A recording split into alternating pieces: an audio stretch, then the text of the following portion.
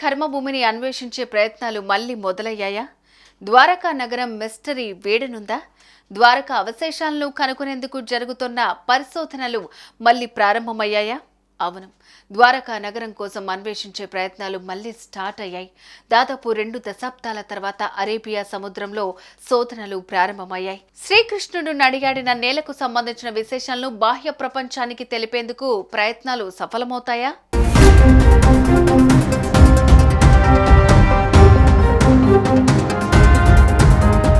హిందూ పురాణాలు, ఇతిహాసాల్లో ద్వారకా నగరానికి విశేష ప్రాధాన్యం ఉంది.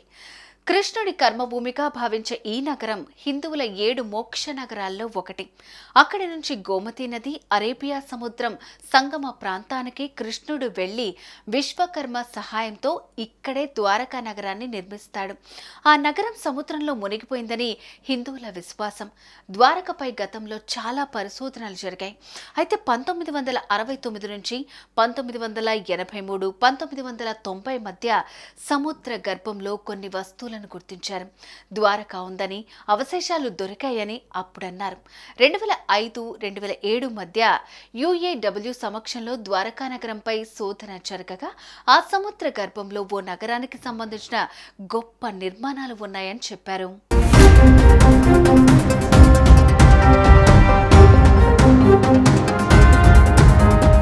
సముద్రంలో ద్వారకా నగరం మునిగిపోయిందని హిందూ పురాణాలు చెబుతున్నాయి.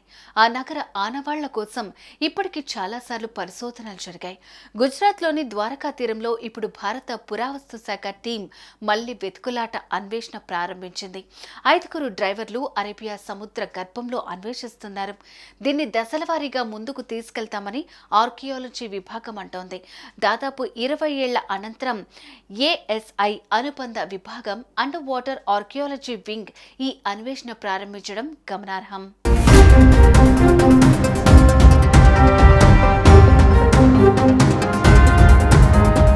సముద్రం ముందుకు సాగటంతో సహజ కారణాల వల్ల గతంలో ద్వారక అదృశ్యమైందని చరిత్రకారులు చెప్తారు. ఈ నేపథ్యంలోనే దాని అవశేషాలను కనుగొనేందుకు పరిశోధనలు జరుపుతున్నారు.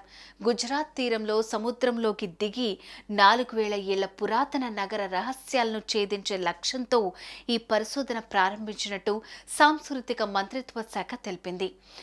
ASI అదనపు director general professor Alok Tripathi నేతృత్వంలోని 5 పురావస్తు శాస్త్రవేత్తల బృందం దీనిని షురూ చేసినట్టు వెల్లడించింది.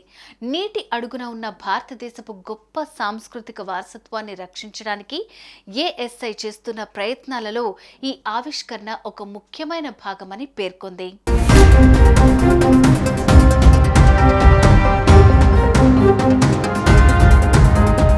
Additional director general archaeology professor Alok Tripathi ఆధ్వర్యంలో ఈ పరిశోధన జరుగుతోంది. ఆయన టీంలో 3 మహిళా ఆర్కియాలజిస్టులు ఉన్నారు.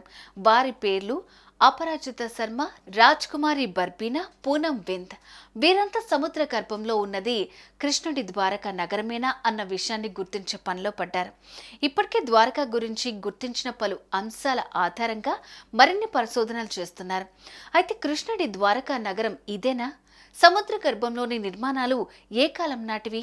ఈ నిర్మాణాల విశేషాలు ఏంటి అనేది తెలియాల్సి ఉంది. పురాణాలకు చరిత్రకు మధ్య ఉన్న ఈ అంతరాన్ని పూడ్చటమే ఇప్పుడు అండర్ వాటర్ ఆర్కియాలజీ వింగ్ చేస్తున్న అన్వేషణ లక్ష్యం. దశల వారీగా ఈ కార్యక్రమాన్ని చేపడుతున్నట్లు, ఇప్పుడు ప్రాథమిక అధ్యయనం కోసం గోమతీ నది సమీపాన ప్రాంతాన్ని ఎంచుకున్నట్లు అధికారులు తెలిపారు.